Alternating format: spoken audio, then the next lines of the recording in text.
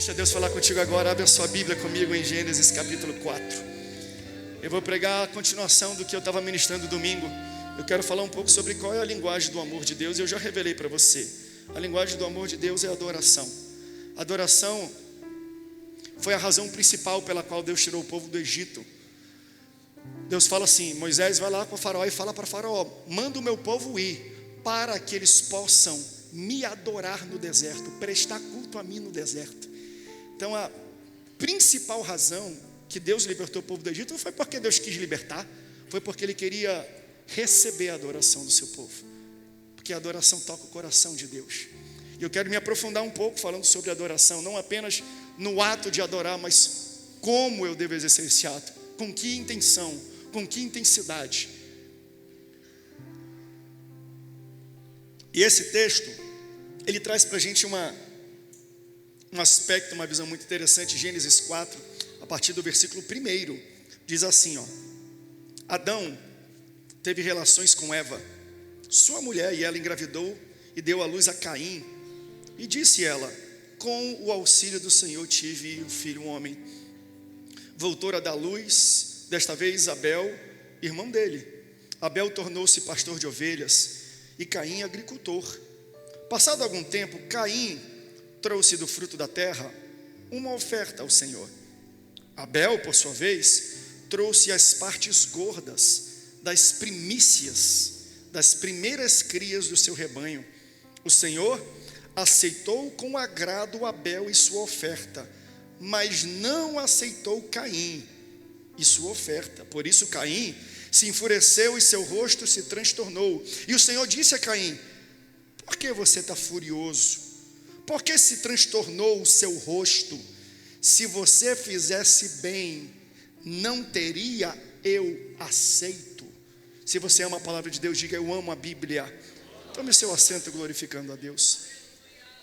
Para você entender que a adoração é algo tão importante, que nós estamos aqui no capítulo 4 de Gênesis.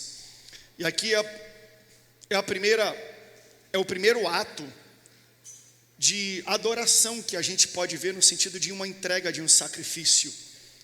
Eles entregam um sacrifício, entregam uma oferta, e na primeira oferta citada na Bíblia já tem luta, já tem briga, já tem erro, já tem contenda. Você entende que Satanás, ele gera uma guerra gigantesca quando o assunto é entrega, é sacrifício, é adoração.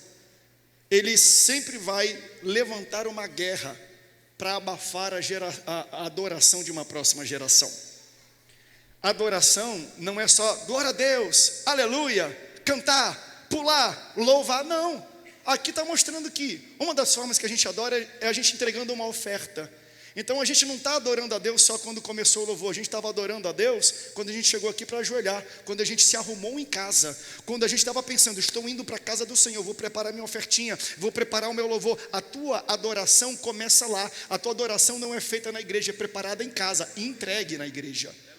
Ok? Você não prepara a adoração na igreja, você entrega na igreja, você prepara na sua casa. Quando você pensa: vou chegar cedo, eu vou pegar uma nota novinha, eu vou dar um glória a Deus, um aleluia, eu vou com expectativa, a tua adoração já está sendo construída. E quando chega aqui, Deus fala: eu quero receber o que tu trouxe lá da tua casa. A adoração não começa na casa de Deus, começa na tua casa. Na casa de Deus é o local onde nós entregamos a nossa adoração.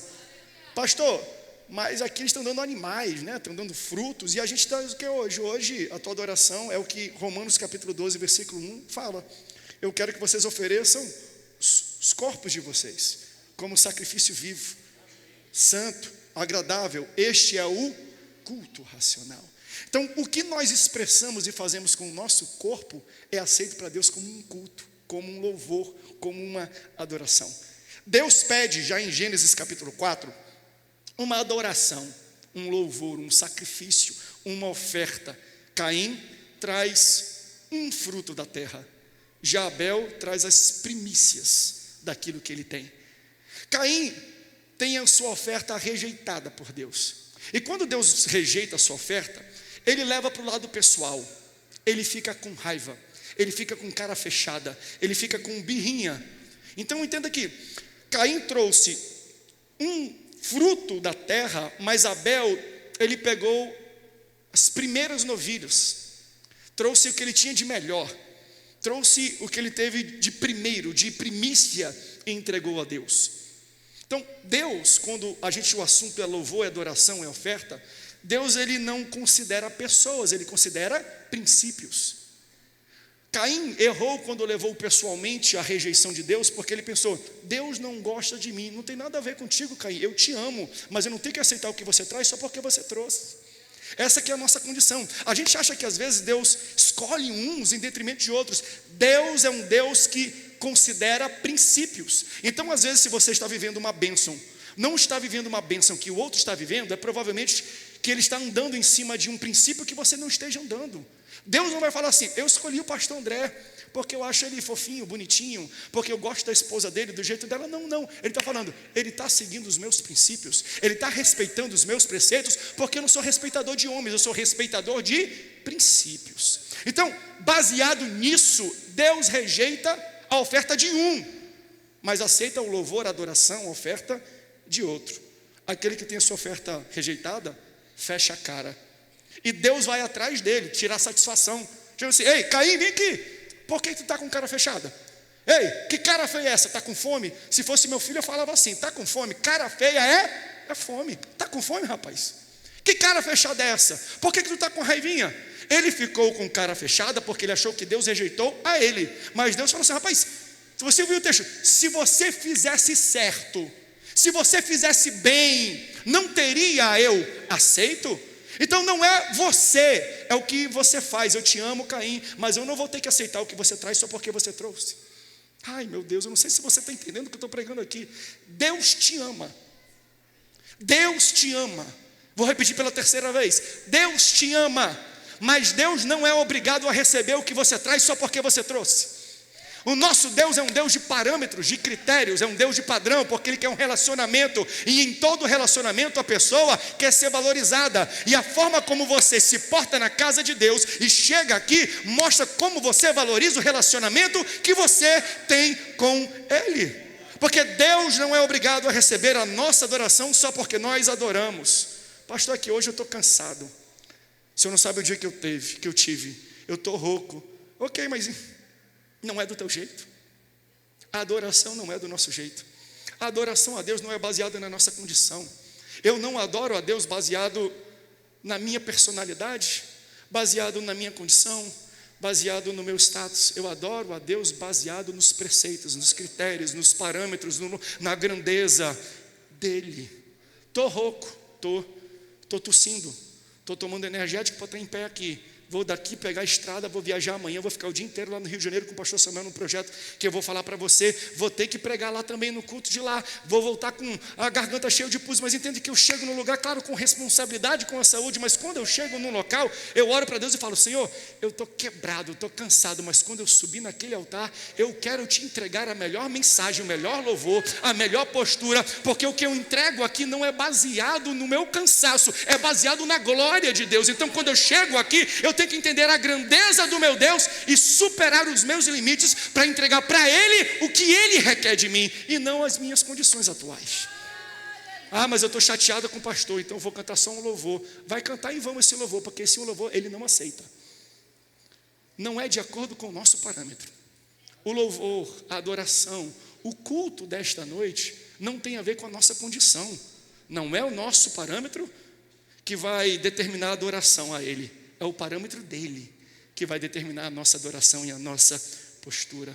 Porque quando nós lemos a fala, a indagação de Deus para Caim, denota-se que já teve algum tipo de conversa. Deus já havia estabelecido um critério prévio para Caim, para depois cobrá-lo. Deus nunca vai te cobrar algo que antes Ele não te entregou.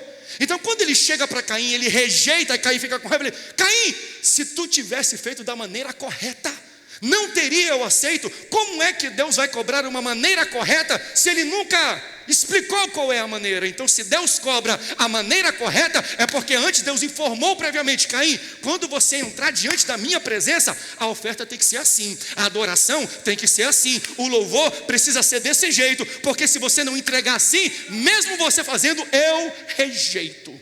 Quem está entendendo o que eu estou falando? Você acredita que às vezes existem pessoas que ficam 1, 2, 3, 5, 10 anos entrando numa igreja, levantando a mão, levantando tal, falando alto, e Deus nunca aceitou a oferta? Ai, meu Deus, por quê? Porque a gente precisa aprender qual é a linguagem do amor de Deus. Não é do meu jeito, é do jeito que Ele aceita. Então eu não entrego para Deus o que eu acho que Ele precisa, eu entrego para Deus o que Ele pede para mim na sua palavra. Então quando Ele cobra para Caim, previamente Ele falou: Caim, eu quero uma adoração assim. Se você tivesse feito certo, não teria, eu aceito.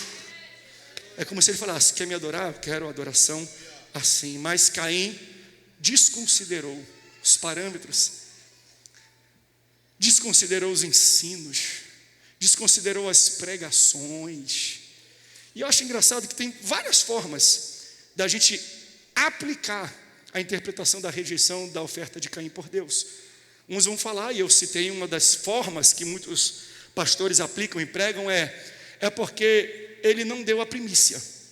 Isso está muito claro no texto. Abel entregou a primeira, a melhor, a mais gorda, a mais novinha. Pegou, pastor, foi lá na minha casa, eu peguei a picanha wagyu, eu não dei para ele colchão duro.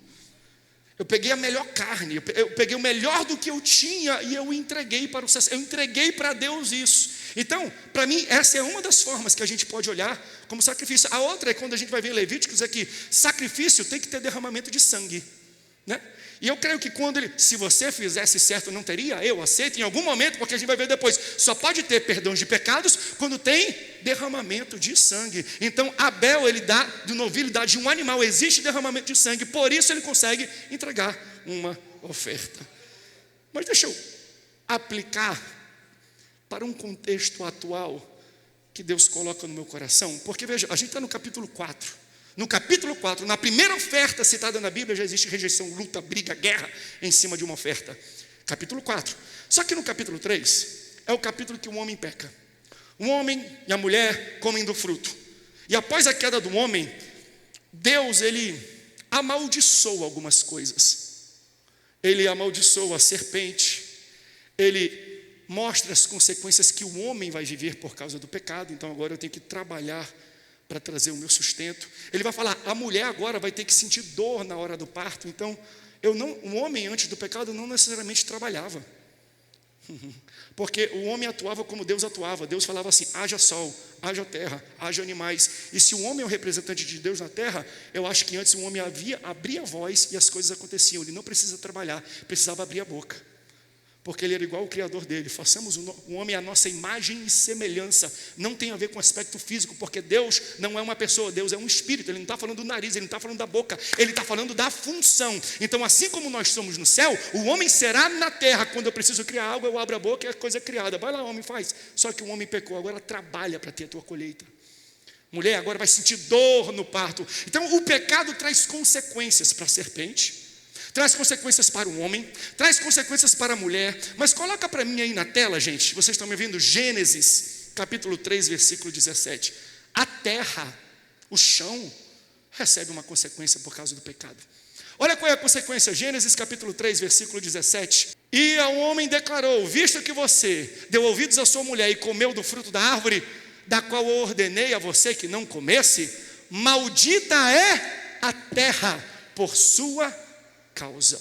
Capítulo 3 de Gênesis, Deus amaldiçoou a terra. Capítulo 4, Caim, eu quero uma oferta. Ele pega um fruto da terra e entrega para Deus. Por que Caim quer entregar para Deus algo que Deus já amaldiçoou? Esse é o grande erro que nós cometemos até hoje nas nossas ofertas, nos nossos sacrifícios, na nossa adoração. A gente está querendo entregar para Deus algo que Deus já rejeitou lá atrás. Abre a tua Bíblia, abre a tua palavra e fala: Deus, quando Ele quer a adoração de alguém, está aqui os preceitos, está aqui a forma, está aqui, porque Deus não vai julgar só a adoração, Deus vai julgar o adorador. Então às vezes tem muito adorador que canta bem, que toca bem, que fala bem, que prega bem, mas a vida está errada. Deus não é obrigado a receber a tua adoração, porque Ele rejeitou esse tipo de adorador. há muito tempo. Para de querer trazer para Deus coisas que Deus já amaldiçoou. Para de querer entregar para Deus coisas que Deus já rejeitou. Ah, mas a Constituição já aceita. Ah, mas a sociedade já aceita. A sociedade pode aceitar, mas Deus não muda. E a sua palavra fala: assim é o adorador e assim é a adoração dele. E conforme está na minha palavra, eu vou aceitar. Não adianta você querer mudar. A sociedade pode mudar, o Congresso pode votar, pode aceitar, pode dizer que assim pode, que a postura do homem é assim, da postura da mulher, pode dizer o que quiser, mas Deus não é obrigado a receber esse tipo de oferta. Não queira mudar, não queira entregar para Deus algo que Deus, uma adoração, um louvor que Deus já rejeitou. Aleluia. Porque ele vem com um balde de coisas da terra e Deus rejeita, evidentemente fugindo do parâmetro previamente acordado entre Deus e ele. Então Deus não ama mais Abel do que Caim, mas Abel trouxe uma oferta de louvor em conformidade com o que Deus pediu. Já Caim pensou: eu vou levar uma adoração, ele vai ter que aceitar, porque é o que eu tenho. Você não vai diante de um rei do jeito que você quer. Você não se apresenta diante da sala do trono da maneira como você quer. Eu não estou falando só espiritualmente, não. Se você um dia tiver acesso a algum rei da Inglaterra, rei da Dinamarca, pensa que você vai chegar diante do rei de chinelo havaiana, de camiseta, regata. Não, por quê? Porque não é do seu jeito que você aborda o rei, é do jeito do rei. O rei tem parâmetros. Se você quiser entrar na sala do trono e contemplar a presença do rei, tem que ser da forma, do critério, da maneira que o rei pede. Então não é o rei que se adequa a você, é você que tem que se adequar ao rei. Alguém já esteve diante de algum rei? O mais perto da realeza que eu já tive foi a Nayane. Ela é lá de Petrópolis, da cidade imperial. Eu olhei e falei: que princesa é essa? Ah, o Bob. Deixa eu contar uma coisa para você. O Bob, pronto. Tem um irmão que é um lord inglês, que já abençoou muito os trabalhos de missão das nossas igrejas. Na África, em Moçambique, em Angola, no Timor-Leste, a Rede Boas Novas. Ele esteve por trás financiando muitos dos investimentos e projetos de comunicação, de evangelização. E ele é aquele lorde que a rainha vai e coloca assim, sabe? Ele se ajoelha, ela pega a espada dela e faz assim. Ele usa aquela peruquinha que é enrolada aqui, lorde. E eu estava uma vez, a gente numa viagem, a esposa dele estava falando, a Tracy, que é uma pessoa super simples, estava falando: olha, a primeira vez que a gente esteve na presença, que ele seria apresentado para se tornar um lorde, você está numa mesa, mas antes de entrar na sala onde tem um banquete, você passa por 1h30 de briefing, de explicação, como você deve se portar quando a rainha chegar, que era a rainha Elizabeth. Então eles falavam assim: ó, vocês todos vão estar sentados, a roupa tem que ser assim, não pode ter essa cor, não pode ter esse perfume muito. Eles explicavam tudo, davam um PDF com páginas de como você tinha que se portar diante da rainha. E falava assim: quando ela entra, todo mundo tem que sorrir, e quando ela chega, todo mundo tem que ficar em pé, e todo mundo só pode sentar depois que ela senta e der um sinal. Ah, mas eu estou com dor de barriga. Abre um sorriso. Eu estou com dor de cabeça, levanta, porque não é do seu jeito, não é o seu protocolo, entendeu? Não é como eu estou me sentindo que vai determinar como eu vou agir, é onde eu estou e diante de quem eu estou que vai determinar como eu vou fazer. Eu não gosto de levantar, mas vai ter que levantar. Eu não gosto de sorrir, mas vai ter que sorrir, porque não é o teu critério, é o critério do rei. O rei não se adequa a você, é você que se adequa ao seu rei. É você que vai ter que entender como funciona, para que você possa ter a nobreza, a alegria, o privilégio de contemplar a presença do rei na sala do trono. O mais bonito disso tudo é que a gente fez uma viagem para Angola, e ele é lord inglês. Então existe um protocolo. Na noite final, que foram várias equipes do mundo inteiro, e nós representando o Brasil, eu estava traduzindo, a Naine também traduzindo do inglês para o português, para a equipe, para espanhol e tudo. Cada equipe tinham pessoas representando 6 ou 7 países, né? Na Christian Vision tinham que cantar um hino representando o seu país, no ritmo. Então cada um cantou um hino, um corinho, uma apresentação. Chegou a gente, nós cantamos acho que um hino da harpa em ritmo de samba. Não foi para representar o Brasil.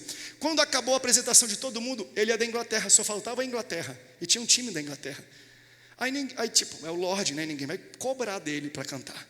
Ninguém vai falar nada, né? Só que a Nayane estava com o microfone na mão. Não dá microfone para a pastora Nayane diante de um Lorde da Inglaterra. Aí ela pegou o microfone e falou: vem aqui, todo mundo cantou em inglês, mas o pessoal da Inglaterra não cantou. Vamos pedir para todo mundo cantar? Aí eu, meu Deus, o que essa mulher vai falar?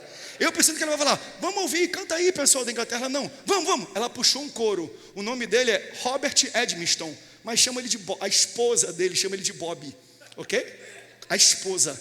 Vamos ouvir o pessoal, vamos, todo mundo junto. Bob.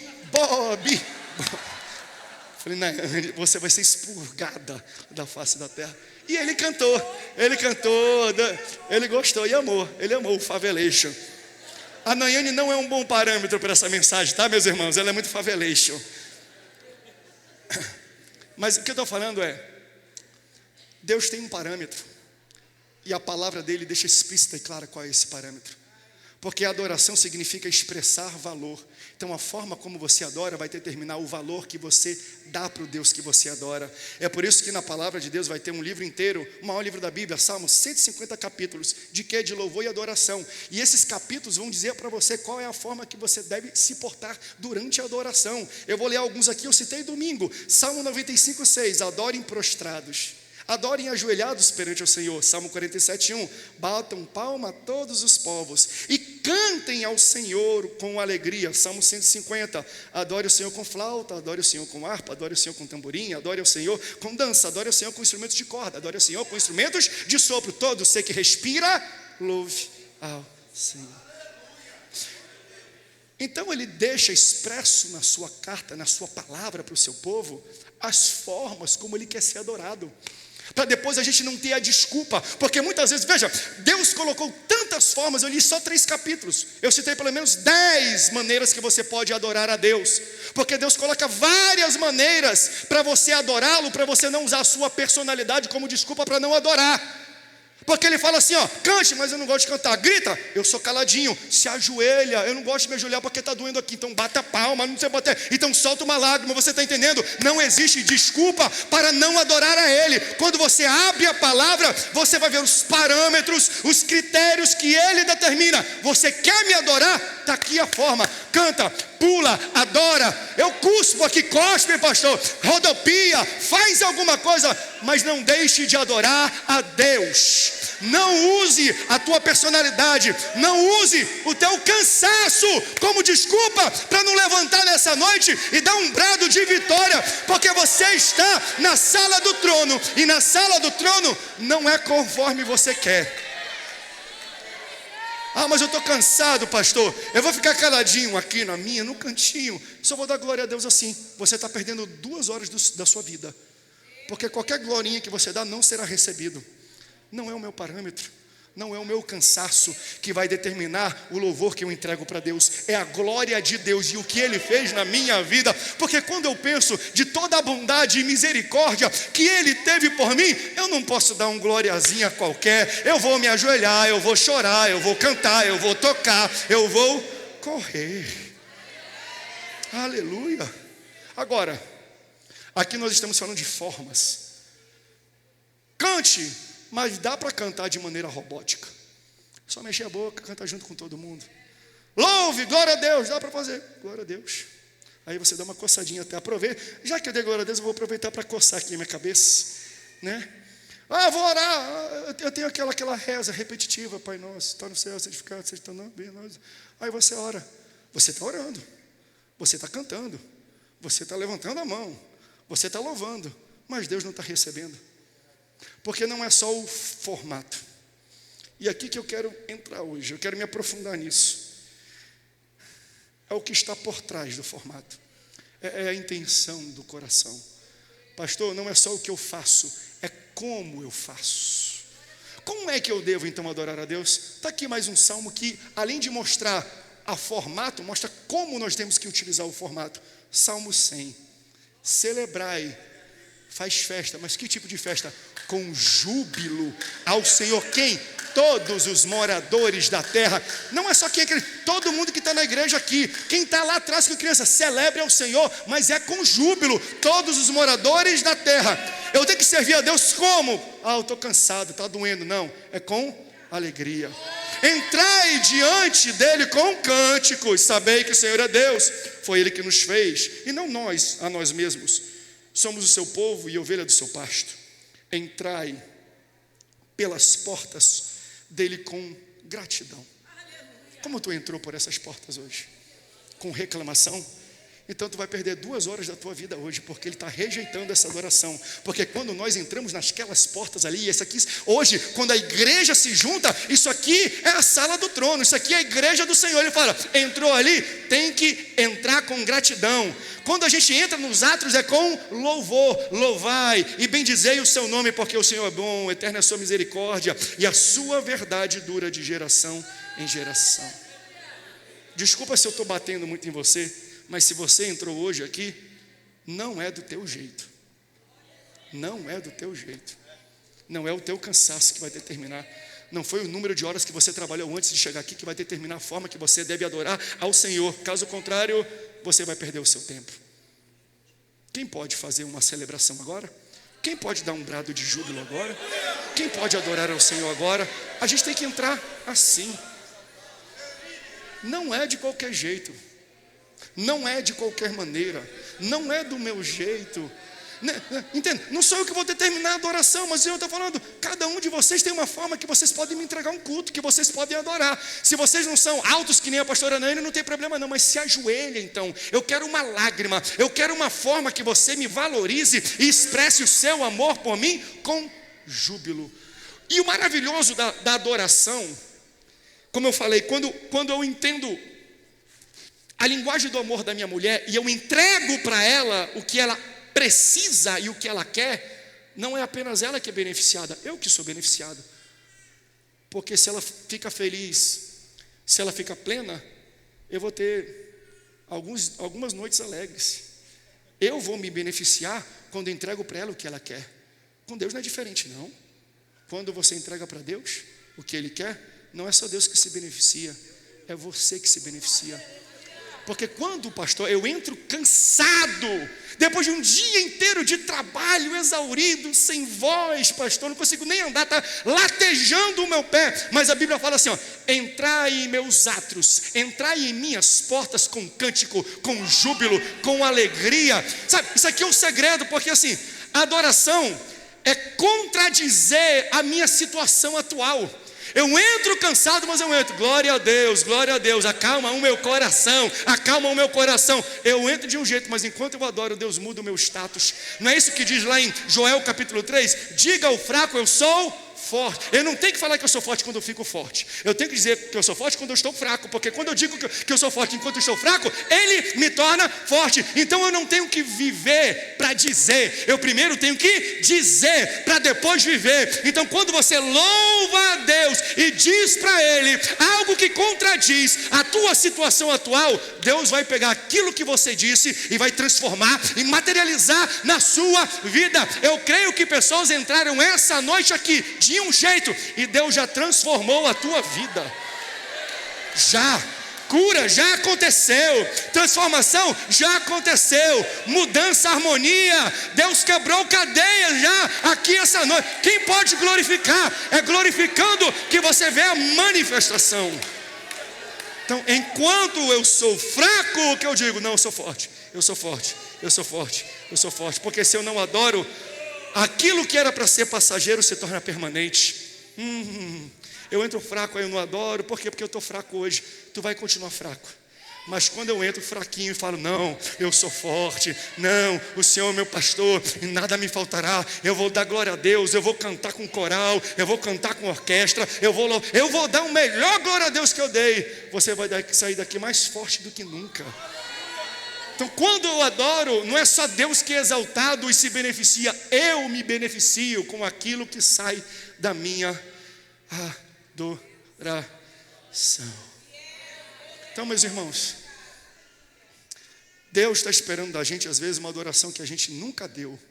Eu falo isso para as pessoas, bem, se quando eu adoro a Deus, eu recebo dele o que ninguém recebe, então a ação de Deus a meu favor está ligada à minha adoração a ele. Amém? Tem muita gente que nasceu na igreja, cresceu na igreja, são deles. Nasci em berço evangélico, cresci em banco de igreja. Meu pai é pastor, meu tio é pastor, meu avô é pastor, meu irmão é pastor, meus primos são pastores. Sou totalmente pasteurizado, totalmente na vida. Cresci na igreja. Mas eu falo para você que eu já fiquei encucado. Eu já fiquei com pulga atrás da orelha quando eu vi pessoas que têm um passado terrível. Gente mal, que subiu e falou assim: olha, eu já pintei e bordei, eu já aprontei nessa vida, mas um dia eu estava andando e um anjo do Senhor veio na minha frente, se manifestou, e eu olho para aquilo e falo: uau, esse cara era todo errado, e ele recebeu uma manifestação tão poderosa que eu nunca recebi. Isso é um absurdo. Eu nasci na igreja, eu que deveria ver anjo todo dia, mas ele que mais errou que vê anjo, que viu a mão de Deus, que tem intervenção. Eu nunca tive uma intervenção tão poderosa de Deus assim dentro da igreja. Aí que a gente tem que entender o que é adoração. Porque entende? As pessoas vão te julgar. As pessoas vão julgar a manifestação de Deus e o teu testemunho de vida baseado no teu histórico e na tua santidade, porque você não é flor que se cheire. Fala a verdade, você não é flor que se cheire. Ou não foi pelo menos, mas Deus te transformou. Então as pessoas vão olhar para você e vão questionar por que um homem e uma mulher tão errados assim receberam intervenções de Deus tão grandes assim. É porque quando olham para você, julgam você e falam: a minha santidade é maior do que a dele. E é verdade. Só que o louvor dele é maior do que o seu. Então quando a gente lê a Bíblia, a gente vê, por exemplo, o rei Davi, o grande rei Davi. Pensa num cara que errou nessa vida. Eu nunca vou cometer os pecados que aquele cara cometeu. Aquele cara pintou e bordou, errou e feio. A gente questiona: como é que alguém que errou tão feio foi o grande rei? É porque ele errou muito mais feio que você, mas quando foi para adorar, ele adorou muito mais do que você também. Então você entende que a manifestação de Deus na vida dele não tem a ver com o caráter dele, tem a ver com o caráter de Deus. Eu não louvo a Deus baseado nas minhas qualidades, eu louvo a Deus baseado nas qualidades de Deus. É o louvor. Quer receber o que ninguém recebe? Quer ter de Deus o que ninguém tem? Dá para Deus um louvor que ninguém dá. Louva a Deus e adora a Deus como ninguém mais adorou, para receber de Deus o que ninguém mais recebeu. Porque Ele adora ao redor. Tem um texto, abre aqui o texto, foi o texto que eu preguei domingo, só para você entender que está tudo entrelaçado. Eu já estou terminando daqui a pouco. Coloca para mim 2 Samuel, capítulo 6. Deixa eu só ler com você isso aqui, amarrar isso aqui e aterrissar esse avião. Glória a Deus. Quem está sentindo a presença de Deus aqui? Adoração, hein? Adoração. 2 Samuel capítulo 6, versículo 13, para mim. Quando os que carregavam a arca do Senhor davam 6 passos, Davi sacrificava um boi e um novilho gordo. Pastor, por que alguém que cometeu adultério, depois armou um assassinato, consegue receber tanto galardão e tanta honra? É porque a cada passo, 6 passos da presença de Deus, ele fazia um sacrifício. Quando você entregar um sacrifício desse para ele, pode te preparar, tem exaltação e bênção para a tua vida. Então não está ligado no meu erro, está ligado, tudo está ligado à minha adoração. Ai meu Deus. E olha o que o texto fala, gente. Aí ele vestindo o colete, ele tirou as vestes de um rei e ficou só com um colete de baixo. É como se fosse, né, a roupa interna, sacerdotal. E vestindo o colete, versículo 14, sacerdotal de linho, foi dançando com todas as suas forças perante o Senhor. Não é qualquer dança, lembra que eu falei? Não é só dançar. Na presença de Deus não é só louvar, é com todas as forças. Não é só o que eu faço, é como eu faço. Porque vocês tocam muito bem, mas não é só tocar, é como eu toco. Qual é a condição? Eu toco para que todos possam ver o meu talento, ou eu toco para entregar para o Senhor a melhor harmonia, o melhor tom, sabe, a melhor música? Porque às vezes a gente tem que começar a entender que existe gente que é muito talentosa e que entrega um bom som, mas não porque eles entregam um bom som que ali tem adoração. Meu Deus! Porque tem muita gente que é muito talentosa, mas muito complicada. E aí a gente vai tentando como pastor, vamos lá, toca aqui, mas vem aqui, vamos orar, vamos consagrar. Mas ele toca bem, e às vezes a gente dá um espaço por causa do talento dele, mas uma hora as tuas falhas e as tuas complicações vão sobrepor o teu talento. E aí um pastor, um líder, alguém que convive e relaciona com você vai pensar, ele é talentoso, mas se for para aguentar todos esses problemas para ter o talento, eu preciso não ter o talento e nem viver com os problemas. Aleluia. Ele dança com todas as suas forças. Enquanto, versículo 15, os israelitas levavam a arca ao som de gritos, de alegria, de trombetas. Vixe, não é qualquer grito, grito de alegria e de trombetas. E aconteceu que, entrando a arca do Senhor na cidade de Davi, Mical observava numa janela, e ao ver o rei Davi dançando e comemorando perante o Senhor, ela o desprezou no seu coração. Sabe o que é isso? São aqueles pastores de internet que pegam vídeo de gente adorando a Deus. Claro que tem muita meninice, ok? Quando o fogo cai tem muita meninice. Mas eu falo assim, cuidado quando você vai julgar a expressão de louvor, de adoração de alguém na internet. Porque foi exatamente o que Mical fez. Mical pegou o YouTube dela, que é a janela, abriu o Windows, né? Não foi Mac, foi Windows. Pelo Windows ela abriu o YouTube e viu ele dançando. E o texto fala que quando ela viu a expressão de adoração dele, imagina um rei, tirando a coroa, tirando as vestes, tirando o turrel, tirando tudo que identifica como rei, e começa a pular ao redor, que nem a Nayane quando está cheio da glória aqui, ela fica marchando. Ela olhou e ela desprezou aquela expressão no seu coração. Aí olha aqui a continuação, versículo 20. Quando ela viu, ela desprezou. 20. Voltando Davi para casa, para abençoar sua família, Mical, filha de Saul, saiu ao seu encontro e disse, que papelão, hein? Que mico que você pagou, hein? Como o rei de Israel se destacou hoje, tirando o manto na frente das escravas, dos servos, como um homem vulgar. Mas Davi disse para Mical, não gostou da minha dança? Não dancei para ti. Foi perante o Senhor que eu dancei, perante aquele que me escolheu no lugar do seu pai. Eu resumi isso ontem e vou resumir para você. Porque ele falou assim, sabe qual é o teu problema, Mical? É que tu nasceu no palácio. Eu não, Mical, tu não sabe de onde ele me tirou, não. Então veja, sabe de onde ele me encontrou? Ele me encontrou num local que nem o meu pai, nem os meus irmãos me encontraram, porque eles me rejeitaram. Quando chegou o profeta para me ungir, eu estava lá no pasto. Aí a presença falou para o profeta, para o sacerdote, não chegou ainda não, você entende isso? Quando Deus tem uma unção para te capacitar, Ele faz a unção esperar até você entrar na casa. E quando você entra na casa, Ele te encontra no pasto, Ele te encontra lá na tua igreja, Ele te encontra onde você estiver. Aí a unção pega ele no pasto, traz ele para o palácio. Aí ele fala, sabe por que eu estou adorando essa presença? Porque foi essa presença que me tirou de lá e me trouxe até aqui. Se ele fez isso por mim, eu não vou o adorar, Mical. Então a gente tem que entender isso. Ei, não julga a expressão de louvor dos outros, porque você não sabe de onde Deus os tirou. Então a gente fala, isso parece ser esquizofrenia, ele corre que nem um louco. É porque antes estava correndo da polícia, agora corre perante a presença do Senhor. Você não está entendendo de onde Deus tirou. Então cuidado, porque olha, perante o Senhor, versículo, continua, e quando me designou soberano sobre todo Israel, perante o Senhor, versículo 22. Então Mical, eu me rebaixarei ainda mais, eu me humilharei aos meus próprios olhos, versículo 23.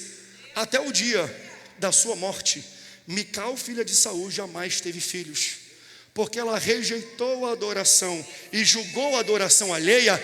Deus a tornou infrutífera. Então para de ficar julgando a adoração do irmão do teu lado, senão Deus vai tirar os teus frutos e tu nunca mais vai conseguir gerar. E eu não estou falando de filhos físicos, eu estou falando de sonhos, eu estou falando de projeto, eu estou falando de carreira, eu estou falando de ministério. Pastores na internet, cuidado quando você julga um vídeo que você vê, porque Deus pode te entender como uma Mical. A única coisa que vai fazer na vida é vídeo, não vai cuidar de gente, porque Deus torna infrutífero quem julga a adoração do outro, porque você não sabe de onde Deus tirou. Agora tem uma coisa interessante tem uma ligação muito forte entre gerar filho e adorar. O texto que nós lemos citou um pouco de Eva gerou Caim, Eva gerou Abel. Aí depois vai falar que porque Mical rejeitou a adoração do seu esposo, ela se tornou infrutífera, ela não pôde mais gerar. Veja, é muito triste isso. Alguém que não adora e questiona e rejeita a adoração dos outros, só quer se mostrar, só quer aparecer. Isso é feio demais. Tá deslumbrado, tá? Não, é porque tu não sabe de onde Deus me tirou. Não julga a minha adoração pela minha ação, tenta julgar a minha adoração pela minha história. Conhece a minha história primeiro. Quem conhece a minha história não vai me julgar. Quem conhece a tua história não julga a tua adoração. Aleluia. Agora, sabe o que é triste também? É a gente ter a habilidade de gerar, mas ao invés da gente louvar a Deus, a gente louva os homens. Entende? É triste quando a gente rejeita e julga, a gente não gera mais. Mas quando a gente tem a capacidade de gerar e Deus ainda dá, se a gente não sabe usar bem aquilo que nós estamos gerando, a gente vai ter sérios problemas. E eu termino com essa palavra. Pode tocar bem baixinho para mim aqui no fundo. Abra comigo a Bíblia em Gênesis capítulo 29, versículo 30 até o versículo 35. Mical não gerou mais, porque quando eu julgo a adoração dos outros, eu me torno infrutífero. Mas vamos falar sobre alguém que se sentia rejeitado. Ela não teve a adoração dela rejeitada, ela foi rejeitada como pessoa, mas ela tinha capacidade de gerar. Estou falando de Lia. Gênesis capítulo 29, versículo 30, está escrito assim, Jacó deitou-se também com Raquel, que é a irmã de Lia, que era a sua preferida, e trabalhou para Labão outros 7 anos. Quando o Senhor viu que Lia, você lembra dessa história? Ele falou assim, eu estou apaixonado por Raquel. Quer casar com ela? Trabalha 7 anos. Ei, pais, se tem um rapaz querendo se aproximar da sua filha, usa essa metodologia. Trabalha 7 anos. Aí ele trabalhou, quando chegou na hora do casamento, que ele tirou aqui, foi ver, não era a Raquel, era a mais velha. Ele falou, não, já quer chegar aqui no ônibus e sentar na janela? Vai não, vai primeiro a mais velha. Mas eu quero a Raquel, não quero ali, então trabalha mais 7. Pense num cara duro. Aí ele trabalhou mais 7, casou com Lia, mas trabalhou mais 7 para casar com Raquel. Aí o texto fala que Lia se sentia desprezada, porque Jacó amava Raquel. Quando o Senhor viu que Lia era desprezada, concedeu-lhe filhos. Raquel, a amada, era estéril. Lia engravidou e deu luz a um filho, e deu-lhe o nome de Rúben, pois dizia, o Senhor viu a minha infelicidade, agora certamente o meu marido me amará. Lia engravidou de novo e quando deu à luz a um filho, disse, porque o Senhor ouviu que sou desprezada. Então primeiro, ele não me via, então eu gerei para ele me ver. Agora eu me senti desprezada, e porque o Senhor viu que eu era desprezada, ele também me deu este, pelo qual chamou Simeão. De novo engravidou e quando deu à luz a mais um filho, disse, agora finalmente o meu marido se apegará a mim, porque já lhe dei 3 filhos, por isso deu o nome de Levi. Engravidou, versículo 35, ainda outra vez, e quando deu à luz a mais outro filho, disse, dessa vez vai ser diferente, dessa vez louvarei ao Senhor. Assim deu-lhe o nome de Judá, então parou de ter filhos. Deixa eu exemplificar para você, que poesia linda tem aqui. Lia percebeu que ela não recebia amor do seu marido, ele não estava nem aí para a linguagem de amor dela, não entregava para ela, não completava ela, não agradava a ela, então ela se sentia invisível, incompleta, incapaz, devastada, e por causa disso ela começou a gerar filhos para preencher um vazio de uma carência que era do esposo. Ela não recebia o amor do esposo, então gerava filhos para chamar a atenção dele. Ela gerou o primeiro, chamado Rúben, o segundo Simeão, o terceiro Levi. Esses nomes significam Rúben, me olha, Simeão, me escuta, Levi, me conhece. Ela estava dando luz para crianças, gritando uma carência que ela não tinha do seu marido. Ela estava vazia e a linguagem do amor dela era tentar chamar a atenção, indicar para o esposo, para quem ela se relacionava, gerando coisas.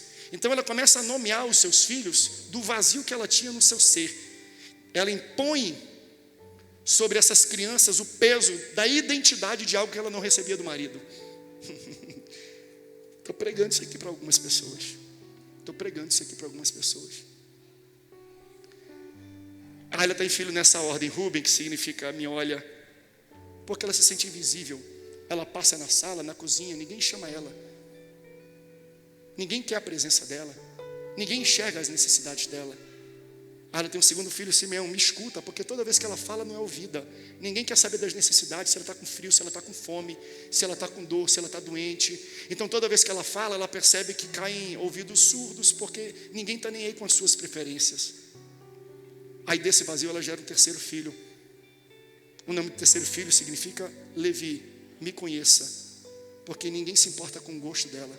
Ninguém sabe o que ela gosta de vestir, o filme que ela gosta de ver, a música, o perfume, não está nem aí para as preferências dela. Então você percebe que ela vai gerando filhos, refletindo o vazio na sua alma, até ela atingir uma maturidade. Depois do terceiro filho, depois de ficar gerando para chamar a atenção de um homem, ela percebe, não tem o que eu faça que vai chamar a atenção dele. Não tem o que eu faça que vai instigar nele um amor, um desejo, um carinho por mim. Quando ela se encontra nesse status de gerar algo para chamar a atenção de homens e não ter a resposta que ela deseja, ela fala, eu vou parar de tentar chamar a atenção de homens. E aí ela tem um quarto filho.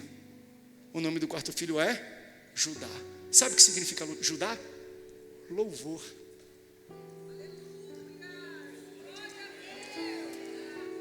Pastor, o senhor está me descrevendo desde o início da pregação. Eu vivo em condições, em relacionamentos, que eu faço, eu invento, eu me visto, eu promovo situações, sabe? Eu boto perfumes, eu mudo penteado, eu fico gerando coisas em mim para chamar a atenção de irmão, de namorado, de esposo, de esposa, de pessoas do trabalho ao redor. Eu fico me transformando, eu fico me virando aqui para que eu possa chamar a atenção das pessoas, mas ninguém olha para mim, ninguém me escuta, ninguém me percebe, ninguém dá valor para mim. Sabe o que você tem que fazer? Parar de querer chamar a atenção de homens e gere um louvor para Deus.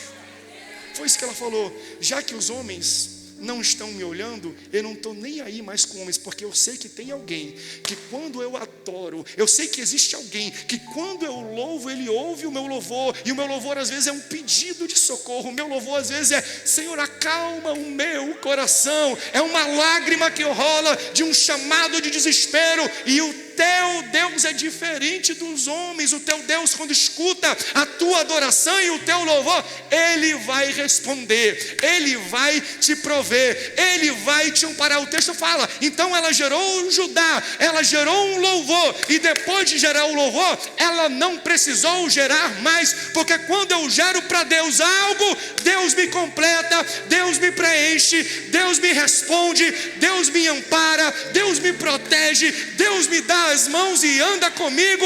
Eu não sinto falta de nada eu tenho falta, porque o Senhor é o meu pastor e nada me faltará. Você pode ficar de pé nesse instante? Está na hora da gente gerar um louvor, mas um louvor para contradizer o que nós estamos vivendo. Porque como é que pode alguém que está numa casa que ninguém olha, que ninguém vê, que ninguém escuta, fala assim, eu vou gerar um louvor, eu vou cantar, eu vou fazer um som alegre, eu vou botar um corinho de fogo, eu vou começar a falar com a minha boca coisas contrárias àquilo que eu estou vivendo. Você está entendendo o que Deus está ministrando aqui? Não é apenas o que eu faço, mas como eu faço, com que intenção eu faço, porque tem muita gente que canta querendo chamar a atenção de homens, tem muita gente que adora querendo chamar a atenção de pessoas. Aí fala assim, não faz isso não, porque quanto mais você faz, mais você vai gerar e mais você vai se frustrar. Para de querer gerar coisas para os homens e gere um louvor para